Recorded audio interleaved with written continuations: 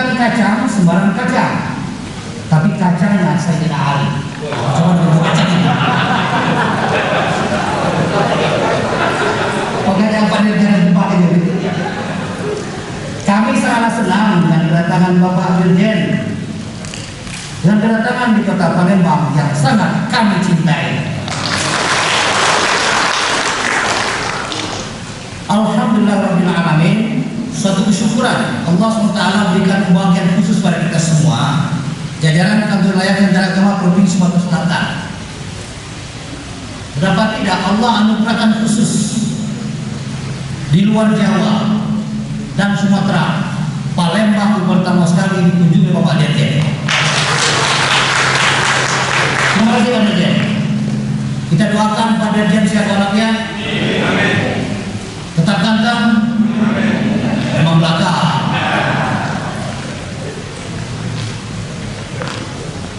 Jadi ini satu hal yang Allah berikan kenikmatan pada kita, penghargaan yang anugerahkan Allah SWT. Maka selalu saya menyampaikan pada kita semua, berbuatlah yang baik dan yang terbaik. Bapak dan Ibu sekalian yang saya hormati, sekali lagi kita ucapkan terima kasih dan selamat datang pada Bapak Dirjen. Tentunya hal ini tidak bisa kita ungkapkan dengan perasaan secara konkret, tapi Allah SWT lah akan memberikan secara abstrak. Kita doakan beliau sehat walafiat dan tidak jero. Jero itu apa itu? Jerah, Pak. Ya. Tadi beliau sampaikan jangan undang saya lagi, nggak bisa saya bilang Pak Dirjen. Ya paling tidak 6 bulan lah. Kalau dulu 3 bulan saya undang lagi dalam event yang lain saya bilang. Ya. Ini suatu kesyukuran yang diberikan Allah SWT. Pak Dirjen, kami siap mohon bantuan dan binaan pada sore hari ini, wejangan dan banyak hal yang harus kami terima dari Bapak. Beberapa informasi-informasi yang berlian, khususnya jajaran sektor pendidikan, keagamaan dan keagamaan. Banyak pembinaan-pembinaan yang harus kami lakukan dari Bapak, kami terima dari Bapak, sehingga bisa kami melaksanakan pelayanan sektor pendidikan, agama dan keagamaan ini bisa maksimal di daerah, ya. Saya kira demikian saja, karena masih kita menunggu pembinaan Bapak Dirjen, dan juga nanti kami mohon juga Bapak Direktur kiranya dapat memberikan beberapa pesan-pesannya yang berkenaan dengan kemajuan sektor pendidikan, agama dan keagamaan ini, karena sulit untuk kita waktu yang momen-momen seperti ini bisa kita terima. Al-Fatihah. Alhamdulillah. Iya kan. Siratal ladzina an'amta alaihim. Terima kasih dan mohon maaf. Wallahu muwaffiq ila aqwamit thariq. Assalamualaikum warahmatullahi wabarakatuh.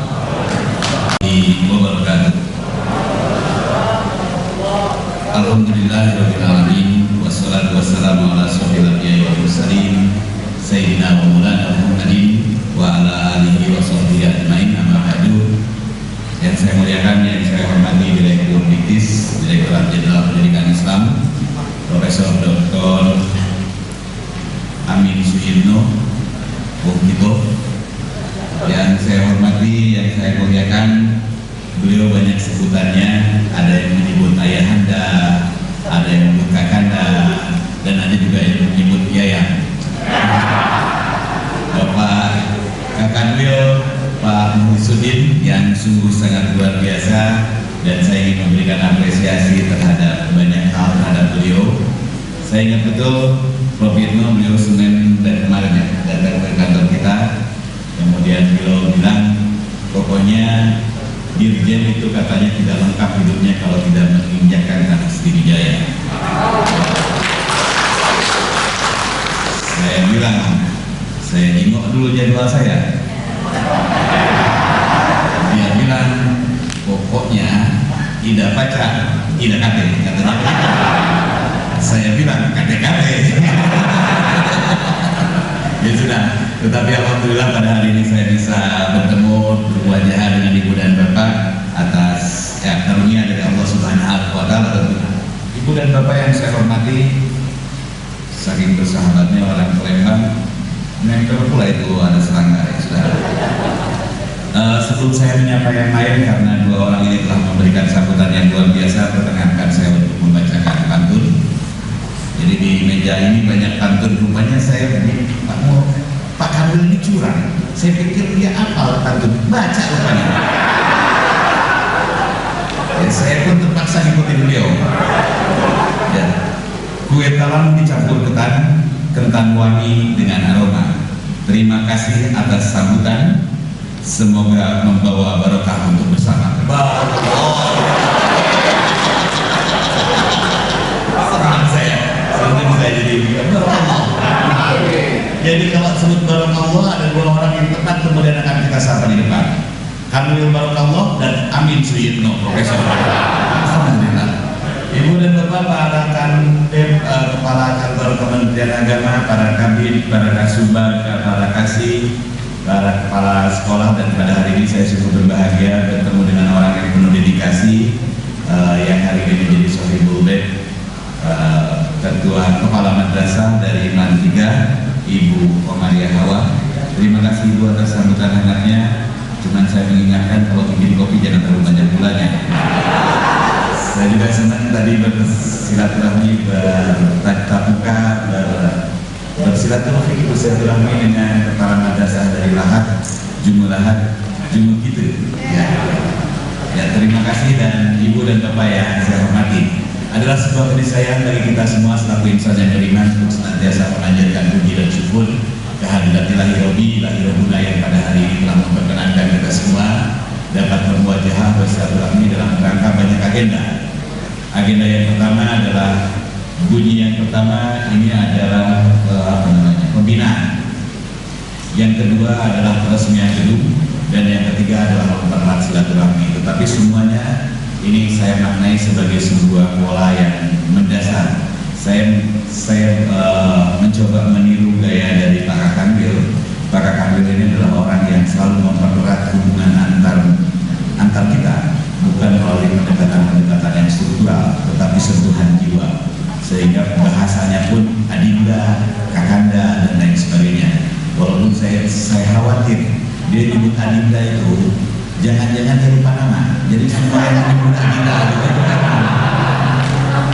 biar gampang, itu kakanda gitu kan. Ya, kalau saya mudah-mudahan sedikit panjang ingatan Pak ke nama-nama orang. Ya, tapi lepas dari persoalan apapun, cara orang untuk berkelit dan menyiasati hidup banyak caranya, dan beliau adalah orang yang pandai mensiasati. Oke. Coba Pak, bayangin, tokoh publik itu nggak boleh salah ngomong Pak.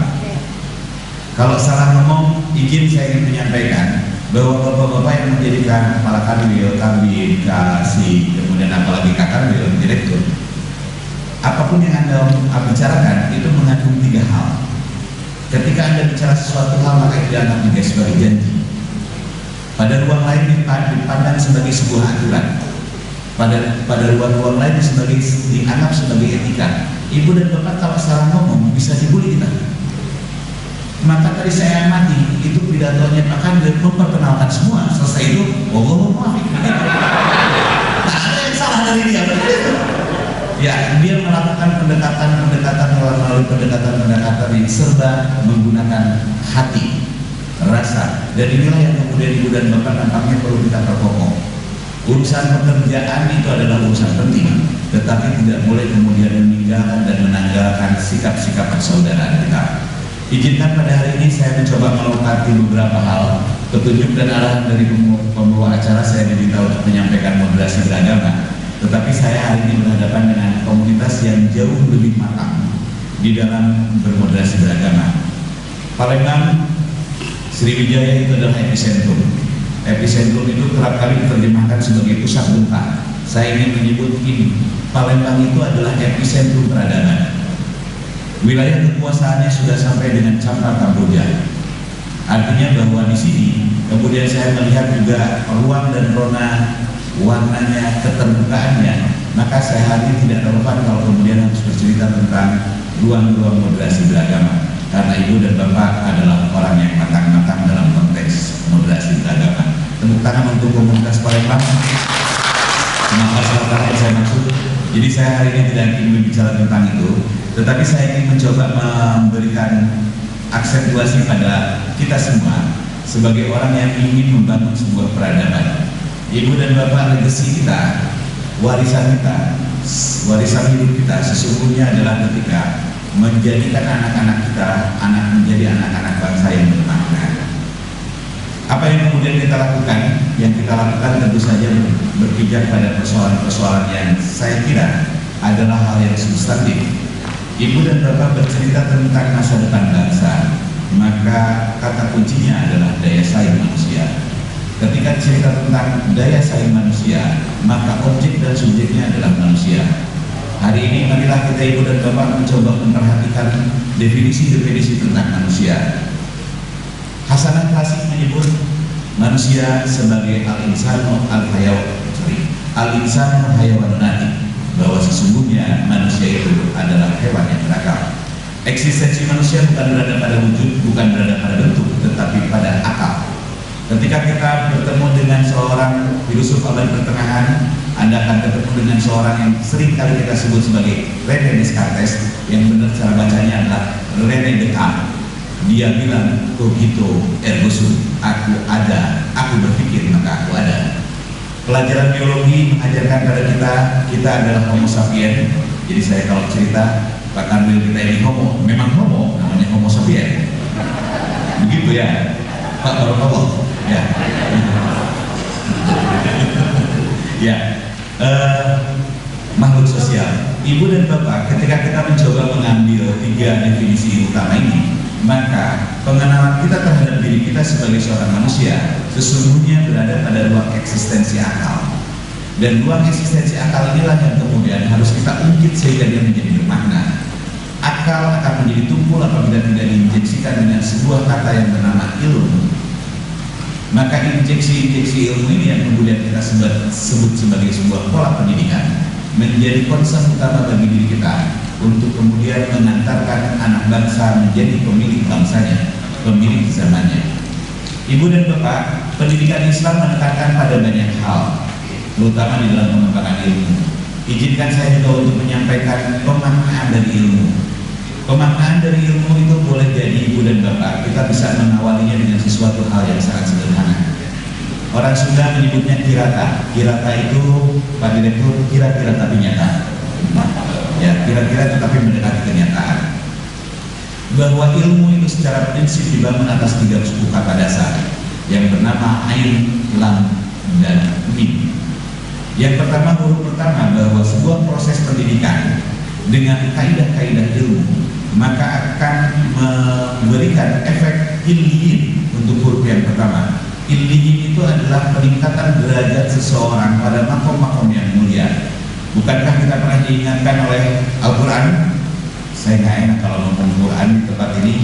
Ya, nanti dibacakan oleh Qori.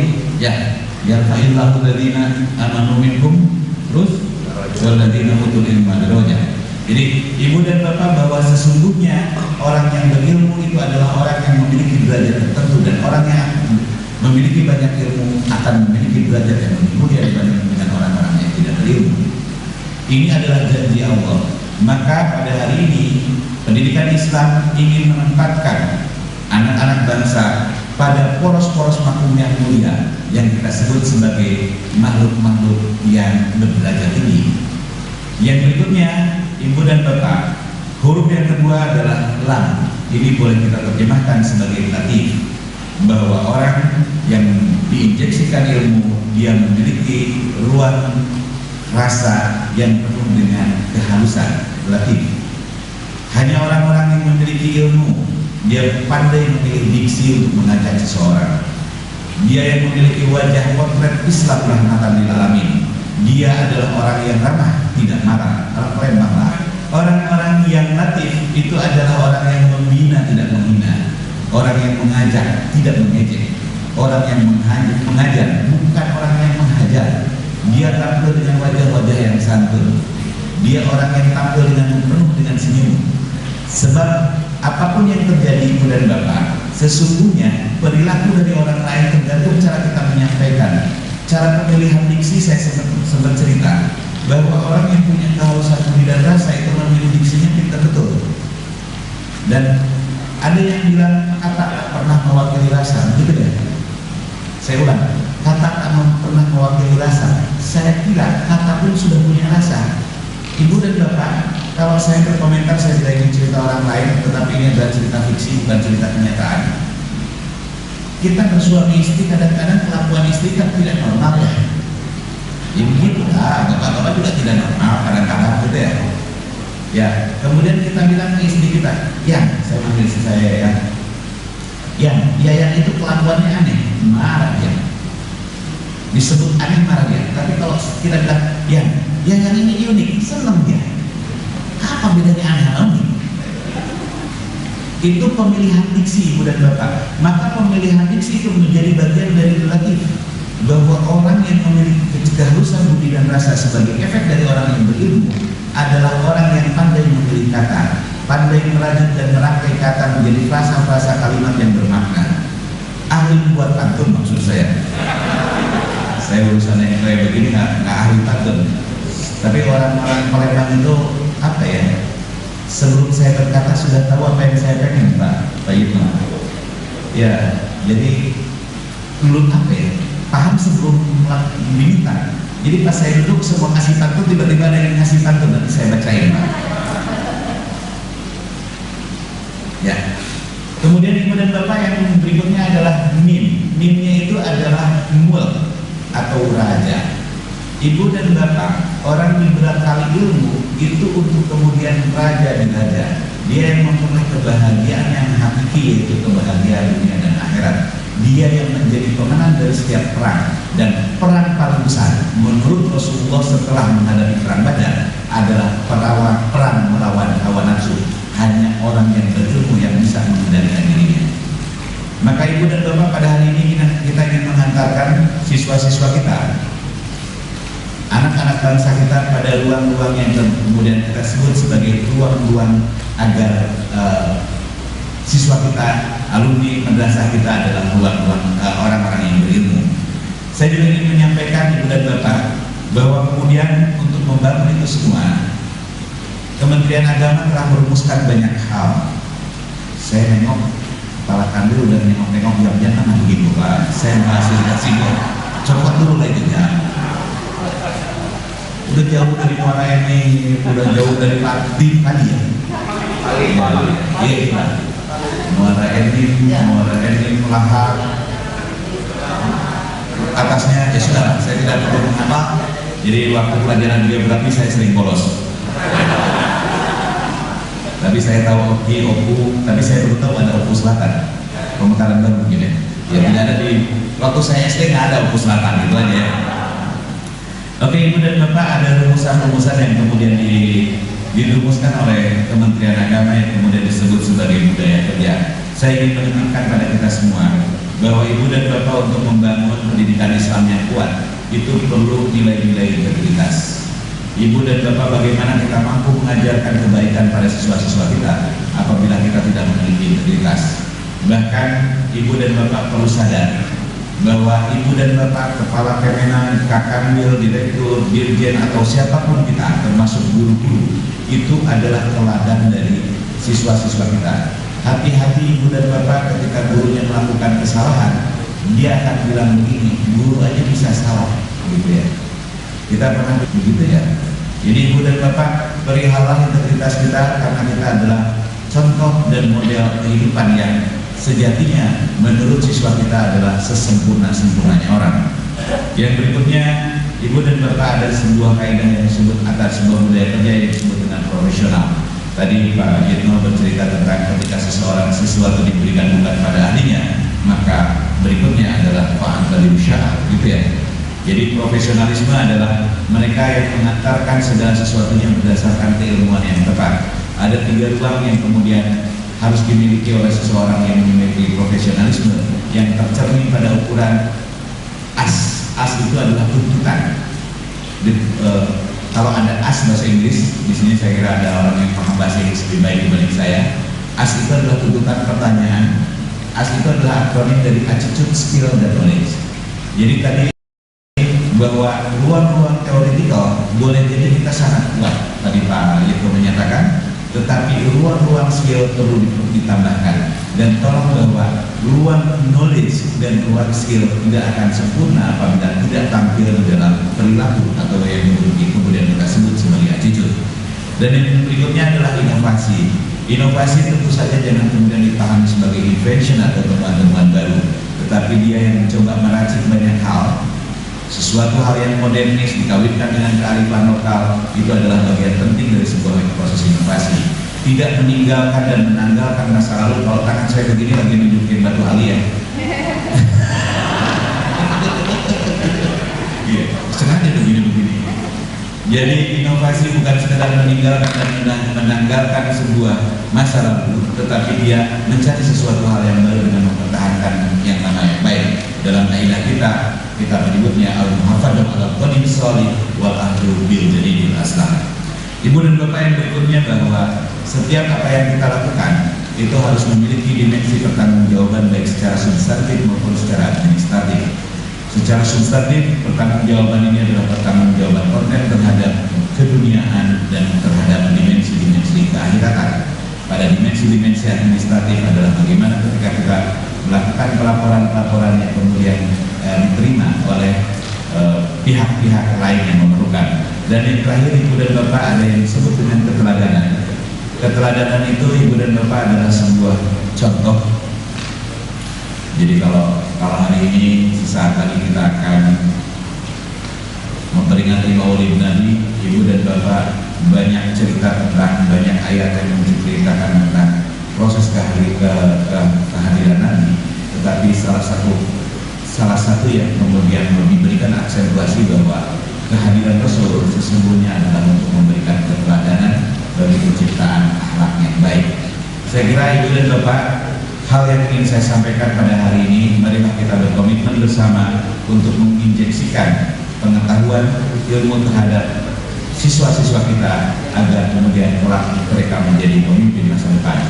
Prasyarat-prasyarat dari pola-pola ini berbasis dibingkai oleh budaya kerja yang kemudian kita sebut integritas, profesionalisme, inovasi, tanggung jawab, dan keteladanan.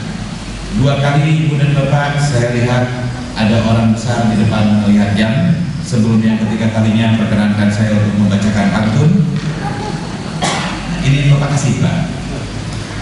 Sungguh wangi harum kembang, cakap, tumbuh indah di depan rumah. Terima kasih orang Palembang menyambut kami dengan penuh ramah. Kain songket khas Palembang dipakai dengan baju kebaya batik ini. Berdoa minta panjang umur, berlimpah berkah, kaya raya. Wassalamualaikum